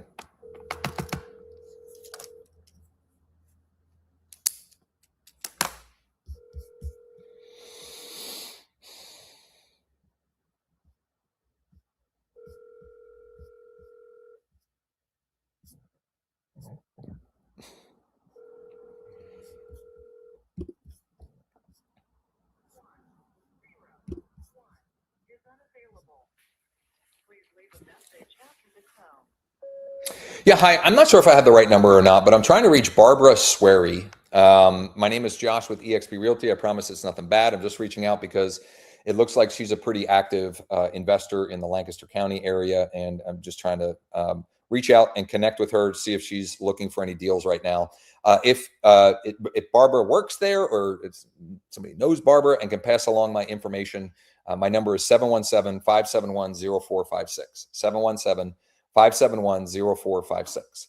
Now, I could have viewed that as a dead end, and maybe it is, but I'm going to do everything possible to create the potential for me to get a bite on the line from this card at some point. And again, last week I made a call. It was an automated business line. Press 1 for this business. Press 2 for this business. Press 6 for Steve and his last name. I leave a message for Steve. He calls me back later in the day. We look at a property on Saturday. I know his buy box. At some point, we're doing business, because that's the way I roll. Before I move on, I'm going to enhance, because it was just that one phone number. And let's see if we can get any more. Aha! Now look at here. I don't know why I changed to that accent. Now I've got more contact info. Still no emails, but I have a different landline. So let's try.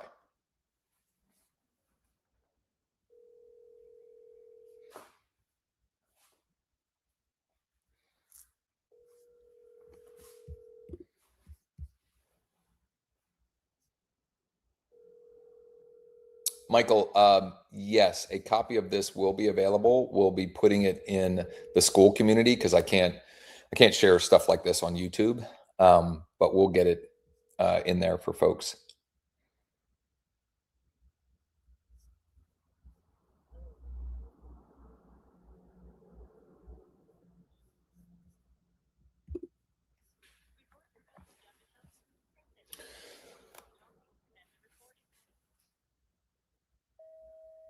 Yeah, hi. It sounds like I might not have the right number, but I'm trying to reach Barbara Swery. I promise it's nothing bad. This is Josh with eXp Realty. I'm just trying to reach her. It looks like she's a pretty active investor in the Lancaster County area, and I'm just curious if she's looking for any deals right now. If you know Barbara and could pass along my information or could pass along her info to me, either way, I would greatly appreciate it. My cell phone is 717-571-0456. 717-571-0456. Thanks. Now I can feel pretty comfortable and confident that well, you know what? There's one more phone number here that's not on the DNC. Oh, no, wait a minute. There's a mobile number not on the DNC. In the 5th position. Let's try that.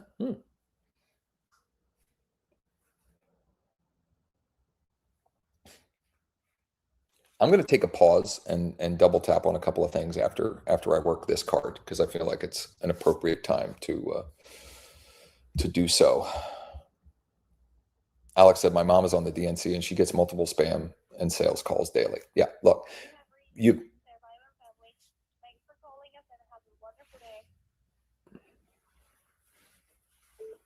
Yeah, hi, my name is Josh with eXp Realty. It sounds like I have the wrong number, but for whatever reason, this number is associated with a woman by the name of Barbara Swery, and I'm just trying to get a hold of her. It's nothing bad. It just looks like she's a pretty active investor in the Lancaster County area, and I was just curious if she's looking for any deals right now. If you know Barbara and can pass along my info, or if you have her info that you could pass along, I would greatly appreciate it. My number is 717-571-0456. 717-571-0456. Thanks. Okay, so I'm gonna take a minute here to kind of summarize what has happened thus far. I have worked 5 cards, I think, out of the 9.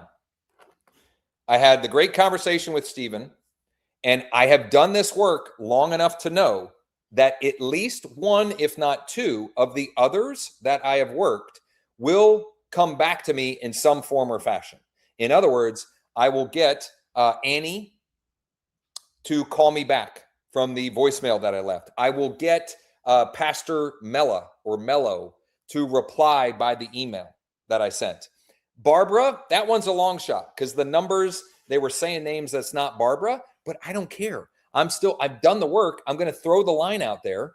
And for those of you that took the VIP option, or those of you that are in our Founders Club or Accelerator Program, etc., you have access to what we call the wiretap calls. I have several examples of calls like that where it's the wrong person and 2 things happen. They give me the contact info and all like insider intel into this person.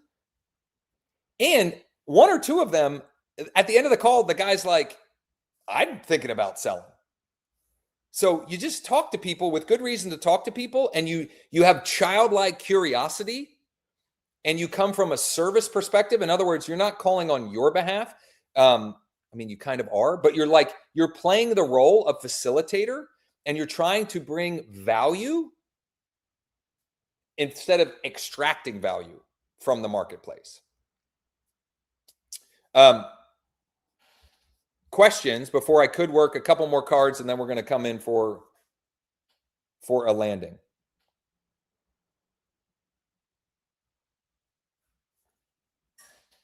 All right, well, let me do this. I'm going to clear this one from the deck. I will work 1 or 2 more, and then we're going to summarize. Let you all know about something special that we put together for some of you who might be interested. And we'll call it a wrap. Okay, so I've got Brian Walsh, 14 properties, Best contact number is a landline. That's what's listed anyway. Disconnected. No big deal. I'm going to hide it so that the next time this one comes up, I won't, I won't have to waste any time. There's another landline listed. Actually, there's 2 more landlines listed. Let's see.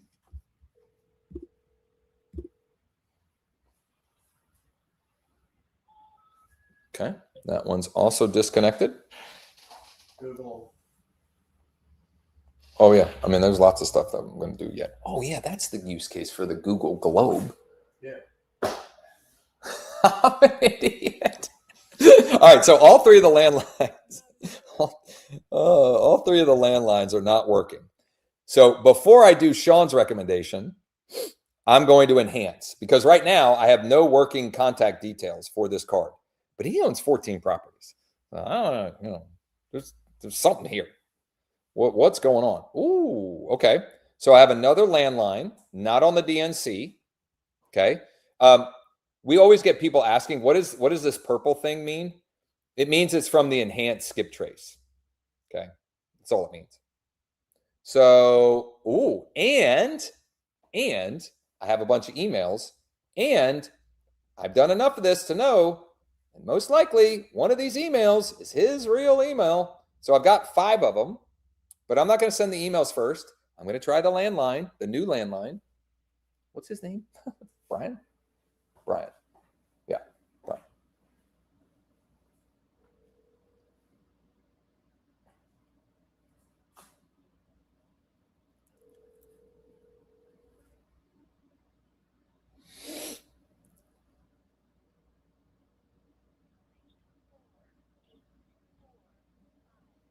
It's a voicemail, but it's just repeating the number. So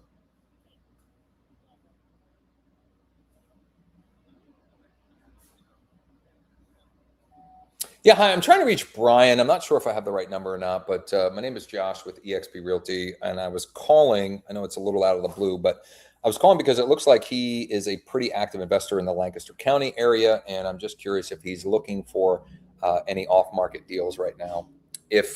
If you could or he could let me know either way, I would greatly appreciate it. This is my personal cell phone, 717-571-0456. 717-571-0456. Thanks. Left it twice again because it sounded like, I don't know, like it says landline. It sounded like it could have been a cell phone number, maybe. I don't know. But when I'm uncertain, I want to make it as easy as possible for the person to get back to me. So I just repeat my number. Okay, now I'm going to tap to email. Look how easy it is to tap and send these emails. Boom, boom, right? Looking for any deals.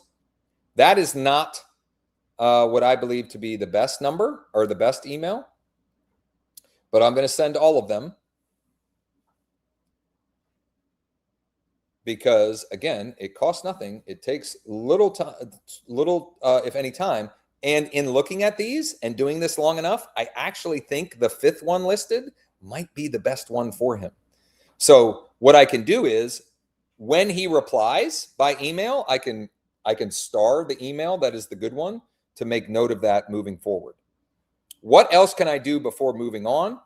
Well, Sean reminded me that the reason for the globe is an easy way to search for his contact info, his name, and the mailing address for in other places. And was that the number that I just called? It was. So look at that. So that number that I just called is associated with him in several places. So I left a voicemail with the right person. I feel comfortable and confident in the fact that, was that for me? Yeah. Oh. Comfortable and confident in the fact that I've got the right person here. And I left a voicemail. I sent out the emails, right? So I threw effectively 6 lines in the water. And for now, I can mark him done for the week. I'm going to work one more here, which is I've got a mobile number, not on the DNC. I've got 2 mobile numbers, not on the DNC. And I'm going to enhance before I finish up with this one to see if I can get emails as well. So I'm going to tap the call, and Valentina, the recording will be available in the school community.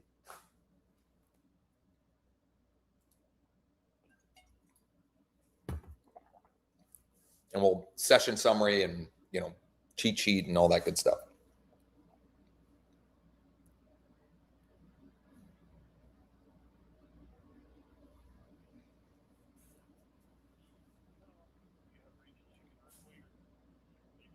I've got the right number. Paul, absolutely. Jacob, hey, this is Josh with eXp Realty. I was calling because it looks like you are a pretty active investor in the Lancaster County area, and I am just curious if you are looking for any off-market deals right now. If you could let me know either way. This is my cell phone, 717-571-0456. Thanks, and have a great day. If you could please let me know either way. My role, the reason I'm calling, and creating an expectation to respond. My role, I'm Josh with eXp Realty. My reason, looks like you're a pretty active investor. Are you looking for any deals? Expectation to reply. Please let me know either way. I don't care if it's a yes or a no. They say yes, great. Can you tell me a little bit more about what you're looking for so I can go find it? He says no, okay. Will you be looking to add anything to your portfolio in the next 6 to 12 months? He says yes or no. Either way, don't care. Anything in your current portfolio that you would consider an offer on right now. So I left that voicemail. That was Jacob. The next number is a mobile number, also not on the DNC. I'm guessing it's Ruth because both of their names are on the card. So I'm going to plant the seeds with both of them because who knows which of the 2 of them are the one that manages their portfolio.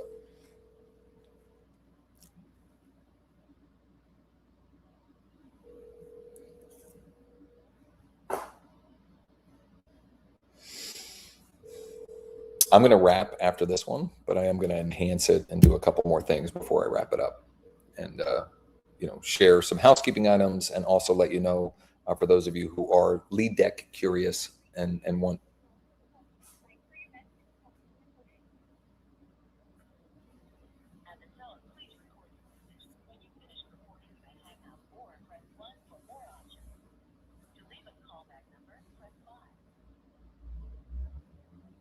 Yeah, hi. I'm not sure if I have the right number or not, but I'm trying to reach Jacob or Ruth. This is Josh with eXp Realty. I'm calling because it looks like they are pretty active investors in the Lancaster County area, and I'm just wondering if they are looking for any off-market deals right now. If you know them and can pass along my info, or if you have their info and you can pass that along, I would greatly appreciate it. My number is 717-571-0456. Thanks.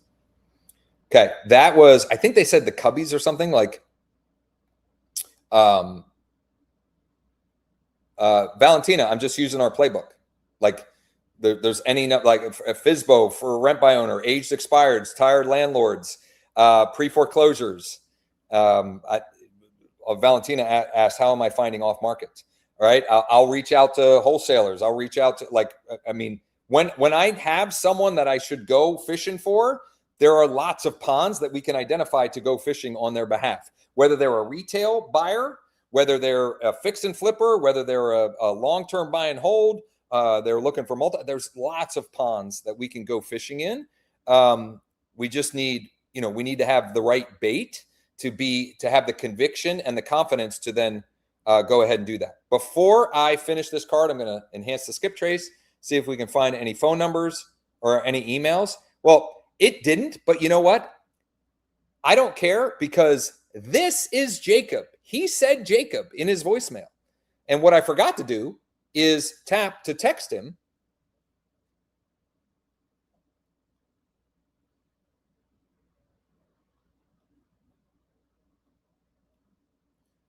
I added, just left you a voicemail. So, hey, Jacob, it's Josh with eXp Realty. I added in, just left you a voicemail. Looks like you're a pretty active investor, blah, blah, blah. Looking for any deals right now. Let me know. Thanks.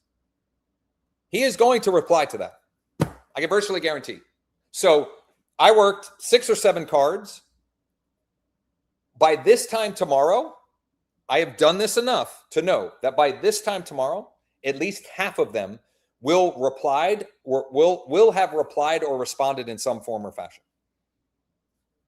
And also, I don't care because I won on the first call. I don't care. Like for me, if I'm being honest, if this wasn't being live streamed and this, that, and the other thing, from that call, I would have immediately just got to work on fishing for Stephen. Immediately. That's what would have happened if I wasn't live streaming and Zooming and all of this good stuff. I would have immediately got to work for Stephen. I would have taken the assumptive role of Stephen is now my client, and I am going to go find him the thing that he wants. If for no other reason than for me to have a good reason to reach out to him again tomorrow with some kind of update on what I have found for him, good or bad. And then also, I want more details on the fix and flip as soon as those are available, because that may be my entryway into doing business with him. Housekeeping items. If you're like Paul and you were on the VIP last week, you're in our accelerator, Founders Club, etc. The replay for this will be available in the school community. We'll make sure that you have access to that, as well as the cheat sheet, session summary, et cetera, et cetera. You can, if now that you have seen and experienced what this work looks like, you want to jump in and try this with 10 leads, like the exact same type of leads, you can still do the VIP upgrade and just do the work this afternoon. Or you're someone that you've already decided this makes sense, and I want the opportunity not just to go and reach out to the portfolio buyers like I did today, but I also want the ability to be reaching out and start fishing seller ponds. You should check out our Jumpstart offer, LeadDeck.ai/Jumpstart. I'm going to put these links in the chat for everyone. LeadDeck.ai/10K VIP is one option. And for those of you who are ready to kind of really get started and have both the portfolio buyers and motivated seller ponds to get working and fully embrace this whole fisherman mindset and mentality, you can check those out. Any questions from the audience before we go ahead and wrap it up? Oh, Lawrence, I didn't see your message. Doggone it. I didn't see your message until now. I would have, happily. Campbell, go ahead. Quick question. How do I push leads to Lofty from here? Is there an easy integration? Michael set it up for you. How do I get a hold of him? I'll as soon as I wrap up here, I'll send an email. Yep. Appreciate it. You bet. So we can, for those of you that are using LeadDeck, your Founders Club, Accelerator, or you've signed up for one of our monthly options, we can integrate with your CRM of choice. Not mandatory, but we can. Bold Trail, Lofty, Wise Agent, Go High Level, FUB, whatever. As long as there's a Zapier connection, we can make it happen. We also integrate directly with Thanks.io for direct mail, which we weren't even getting into today. And we have an institutional offer platform that integrates as well. And at the Power Plan monthly access, that is included as well. Other questions before we move on for the day? Deb, thank you. Dan, thank you. I appreciate it. Why don't, you know what? I've got, will it integrate with Close? Absolutely, Maverick. I mean, we haven't done it with Close, but they have to have a Zapier integration. And so if so, then yeah, there's no way that they don't. Let's see here. Kathy, thank you for that. Will it also work with Compass? Are there zaps? Can you zap stuff into or out of Compass? That would be the first question. And if not, is there some other API? As long as it can be zapped or API, then yes. As long as it's not a closed system. And I don't think Compass is, but that would be a question. And I'd be happy to figure that out with you, Paul. But before I go, I want to give a more specific answer for Valentina and those of you that may be wondering the same. So Valentina asked, how do I find off market? Okay. So I think about it as 7 ponds where you can go fishing. And the ponds are aged expired listings, for sale by owners, for rent by owners, tired landlords, pre-foreclosures. I'm missing one. It'll come to me. And then it's a matter of, actually, this is perfect. Let me bring up. I'm gonna illustrate something, and then I'll show how I would build, one of the examples in LeadDeck. Okay. Let me just bring this up, and then I'll share my screen. Hold on. Here we go. Okay. So 7 C's to compensation. We need to choose who or what are we going to be collecting to contact, to get into a conversation, to create an opportunity to connect, which opens the door for a potential contract, which is how we get to closing and we get compensated, which is the 8th C.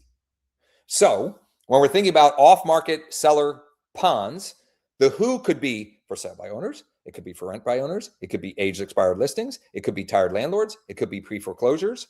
Maybe that's the one I forgot. It could be existing sellers that you have in your database. And it could be the portfolio buyers, the same people that I was reaching out to here, because all of them in total, the 6 that I reached out to today, I think it was 6. In total, if I add up all their portfolio, there was over 60 properties, because the one had 14 and the one had 12 and the one had 11 and the one had 5 and the one had 7 and one had 8. You add it all up. That's a lot of opportunity. That means the odds are significantly in my favor of something positive happening. Back to the off market. So we choose who we're going to collect. For example, for sale by owners, you can go on Zillow. You can use fizbonanza.com, FIZBONAN, whatever. We are working with them on creating a direct API feed of for sale by owners into LeadDeck. Don't hold me to it. I don't know when that will be live, but it will be a free way for LeadDeck licensees, Founders Club, etc., to get for sale by owners populating into their account. It won't cost any leads. It won't cost any money. You just have to have access to the license. Okay. You can find for rent by owners on Zillow. Okay. Aged listings, aged expired listings. We just go and get them from our MLS and import and skip trace in LeadDeck. Okay. Let me give you 2 though. That is specifically when this is the people that we are choosing to reach out to. Let me give you 2 in LeadDeck that would fit the pre-foreclosure bucket and the tired landlord bucket. So I'm going to do this. So Steven was the guy that I emailed on Wednesday. He didn't reply. I sent him another email on Saturday. He gave me his exact buy box. I now know that one of the areas he's looking for properties in is Carlisle, and he wants multifamily. So I hit preview lead counts.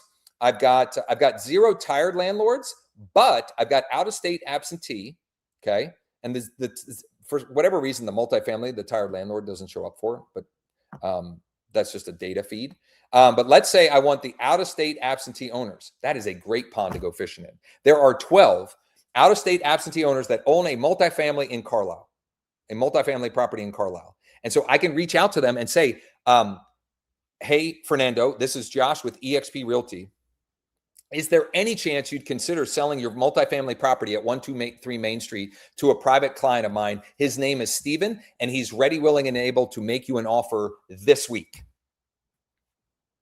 I don't care if they say yes or no. I don't care. But I'm going to go through all 12. And I know that doing this, if I go through all 12 of these, most likely at least one of them is going to be like, maybe, what's the offer? Yes.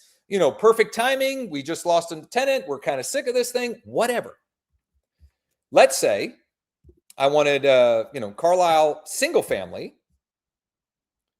There's 625 tired landlords. Way too many. So what am I going to do? I'm going to stack tired landlord with out-of-state absentee owner, 56. I can guarantee if I reach out to those 56, there is going to be 3 to 5 contract opportunities in the next 30 to 90 days.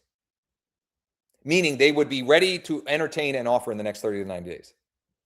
What about pre-foreclosures? Well, let's count them again. Here we go. So there are 10, and they're all notice of sale, which is perfect. That's a seller pond. Those are how we go about finding the off-market deals. And the buyer, we use the buyer as the reason to build the pond and go fishing, because that gives us the confidence and the conviction to know that in the best case scenario, they say, yes, I've got somebody who's going to make an offer, and we may have a contract in no time flat. For example, I live streamed this on the Josh Shanley coaching channel. It was late June. It was live prospecting for sale by owners. One of the for sale by owners that I reached out to, the scripting we use is, are you still accepting offers? Yes. Great. If we brought you an acceptable offer, would you pay a finder's fee? He says yes. Great. Do you have a couple minutes for a quick chat so I can verify some information and details about the listing? Which I said in that case because there was only one photo and I was kind of confused on what was happening. So I have a conversation with him. From that conversation and what I can see online, I had a pocket buyer. His name is Russ. I was like, bingo, I think I have a match. I sent it to Russ. He says, I'm interested. It took us about 48 hours of negotiating. Under contract, it settled July, I can't remember, but the middle of July. I never saw the property, and I wasn't at settlement because I was in Nashville with my girls, okay? Now, that doesn't always happen that way, but like direct deposit into my account. Russ was happy. The seller was thrilled. All I did was facilitate a transaction between two willing parties for a fee, which is the literal definition of brokerage or brokering. Do the email responses show up in your email box or somewhere in LeadDeck? No, Stephanie, you should know this. You've been using this for long enough. They're sending through whatever your default email app is. So since you asked that, and because I'm not live streaming this part, my screen, let me show you the conversation with Steven. So the one or two of you on here, they're like, does this Steven person even exist? Are you making this up? Like, did that really happen? Okay. So I sent the exact email that I've been sending on this session. Hey, Steven, or the subject line, looking for any deals right now, Steven.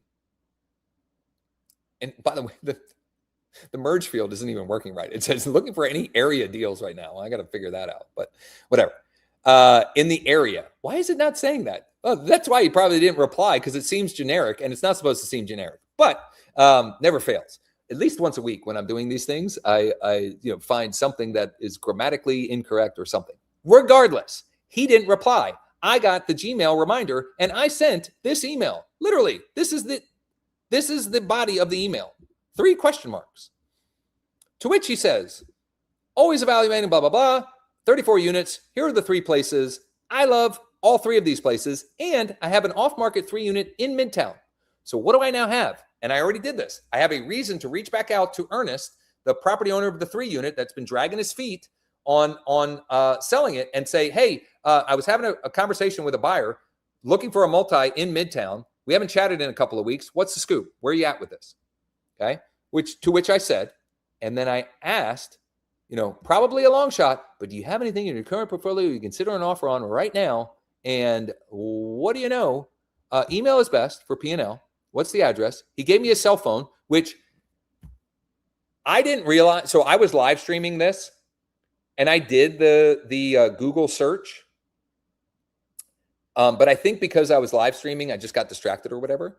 His number is in the Google. Like if I Google search it, it shows up listed as the contact number for vacant apartments. So like I could have called and texted him and shortened the response window, but I'm actually glad it happened like this, because then I can use that as an example. Like, hey, like just try a little harder, dig a little deeper. Okay, so I gave him the address of the multi, and asked another question about the one on 2nd Street. And I need to get back in touch with him. To give him an update on the 3 unit in Midtown. So I need to continue that conversation. But this illustrates the point, right? This is a continuum. It's not like, as much as we want it to be like, this linear passion and it works perfectly and I'm getting paid on Friday. It's not how this works in this business. Sometimes it does. I talked to David, I think was the for sale by owner, had him under contract with Russ in 48 hours, bada bing, right? Sometimes it works. I go and find an on-market deal. I reach out to a portfolio or pocket buyers. They're interested. We write a contract and we settle in a couple of weeks. But a lot of times it doesn't. And most of the best opportunities take a little longer. Like it's going to take me some time to find a warehouse that Steven can convert. But the thing I didn't mention, because I didn't remember to mention this, is he said the last one that I bought like this, meaning a warehouse to convert into apartments, I paid $700,000 for, which I know for some of you, you're like, Paul's like $700,000. That buys like a shack in my neck of the woods. But like around here, that's a lot.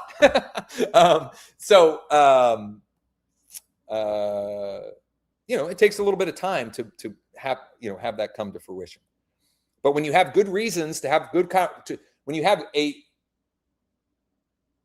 you have good reasons to have conversations with people that are, for one reason or another, more predisposed to needing your help and service, that's how you proactively play the fisherman game.